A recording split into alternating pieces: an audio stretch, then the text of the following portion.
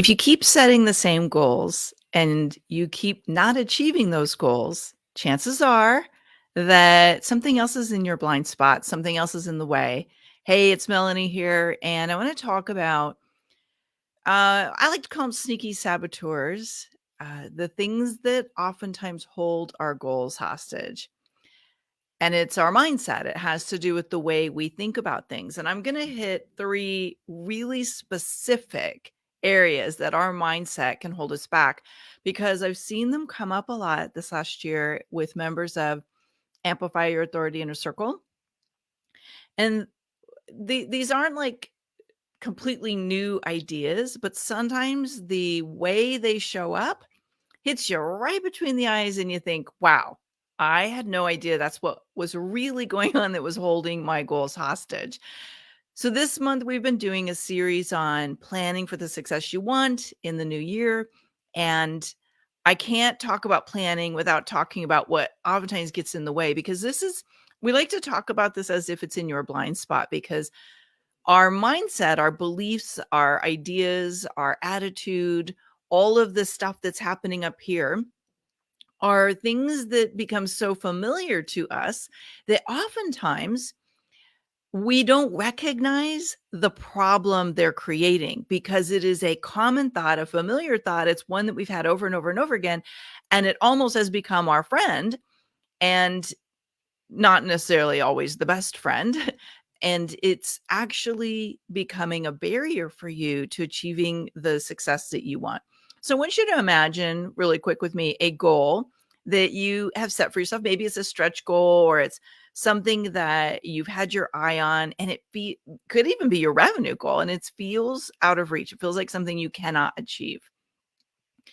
And oftentimes the easiest one to play out is the financial goals we set for ourselves, but it could be anything like the hiring help in your business, maybe a virtual assistant. It could be the type of clients you're attracting. It could be how many opportunities that you're experiencing that are being provided to you.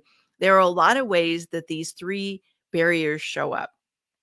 And when I am coaching my clients, what I oftentimes find, okay, I'm setting this goal, I'm stretching into this big, bold vision, but it's not happening.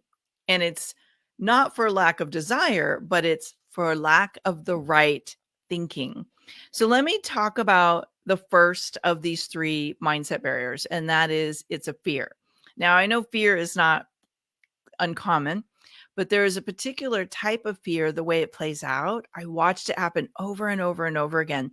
And this fear is particularly sneaky because you oftentimes can justify it with logic and rational, practical ways of seeing your goals and your growth steps. And so it's disguised. And that is the fear. What if I do all this and it doesn't work? What if I invest in that coaching program? What if I hire that virtual assistant? What if I invest in these marketing efforts? What if I put all my heart and soul into this offering and it doesn't work? What am I going to do? So, this fear typically comes from a place of scarcity thinking. And by the way, it's super common. Like if this was up for you, I want to hear about it. Tell me about how this showed up for you this last year. But if this has come up for you, I want you to check in and ask yourself, what are you really afraid of? Are you afraid that it won't work, or are you afraid you're going to spend money and time that you believe you don't have? Now, this is oftentimes like we run through this fear when we're thinking about making a big leap in our business, and there's a stage of upper limits where we hit that next level, and all of a sudden, instead of taking that leap of faith, we start to run through all the reasons why something might work. One sign that you may be hitting this fear is that you are running a list of evidence of why something might fail. You're looking at all the reasons why it might not work instead of the reasons why it will. And of course, people start to come here right when we are trying to get this off the ground today. So fear, what if it doesn't work? Fears like this cannot be allowed to derail you. And what you want to do is you want to look at this fear and say, all right, so if this is a fear that's playing out for me, hold on, I'm just going to shut the door really fast. Hang on, be right back.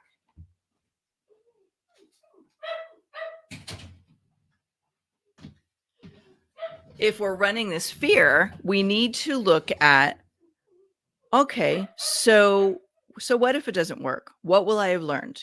So what if I make this investment and I get closer, even if it's not 100% where I want to be? What if I set this goal and I stretch towards this goal and I don't get exactly what I want, but I learn something that actually helps make me better at the outcome? Fear of what if it doesn't work is oftentimes a fear that's disguising the scarcity thinking of, can I afford to not get the outcome I want? Now, let's park fear for a minute, because fear comes up all the time. I see it come up with all my clients, like, okay, I'm afraid to make this investment in my coaching. It's the most money I've ever spent. Or I'm afraid that I can't really achieve what I want in my business. And so I'm just not going to do it because I can't bear the idea that I would have put all this time and money into something. So let's park that. And let's get to what oftentimes is underneath that. And that's a limitation story. So limitation story is this paradigm that there is a limit to what we can have, or there's a limit to what we're capable of. And oftentimes I see the limitation of I'm not good enough playing out. Okay, so I'm not good enough. And there's this famous imposter syndrome, or there's this like fraud syndrome that comes up for people. And this fear of, wow, I don't know if I'm good enough to have people invest that much money to learn and grow with me. Or I don't know if I'm capable of sustaining that kind of success. Or I don't know if I can run that kind of business. And what happens oftentimes to trigger this is this comparisonitis. We start comparing ourselves to others, and we start to look at what other people are doing and then say, all right, well, I don't know that I'm good enough. And so I'm not good enough has the root in somebody else's message to you.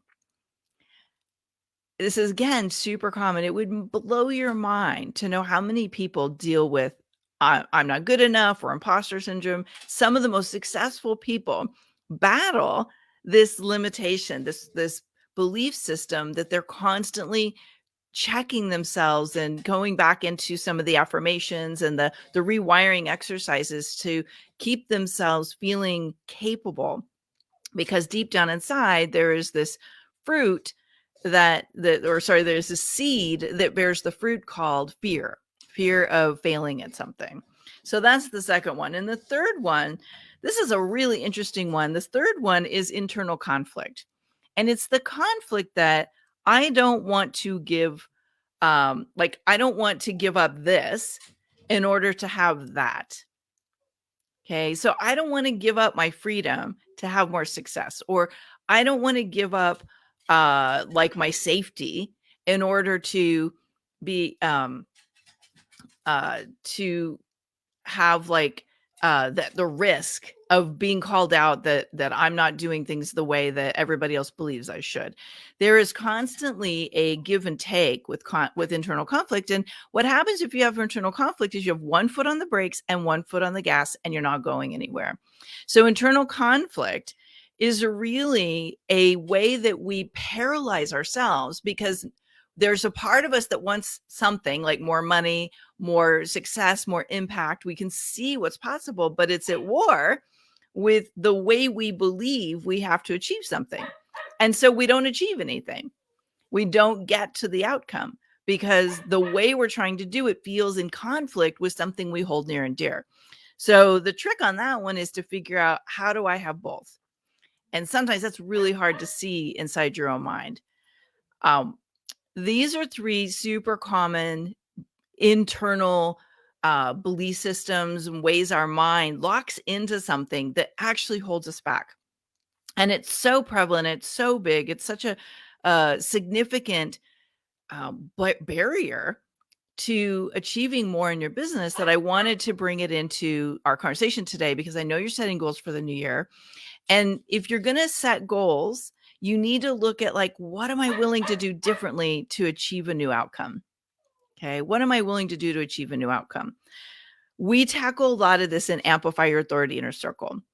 And if you have been holding yourself back, if you've been setting the same goals over and over again, if what you're trying isn't working, I absolutely want you to check out Amplify Your Authority Inner Circle for 2022. We are opening up a few spots as we enter into 2022.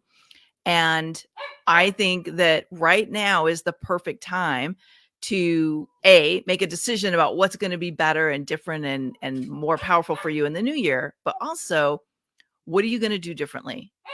You need to be in a rising tide experience if you want to achieve new things.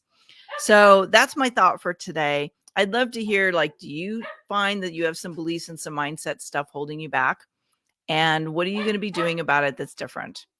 All right. Tell me what's on your mind, and I look forward to seeing you amplifying it in the new year.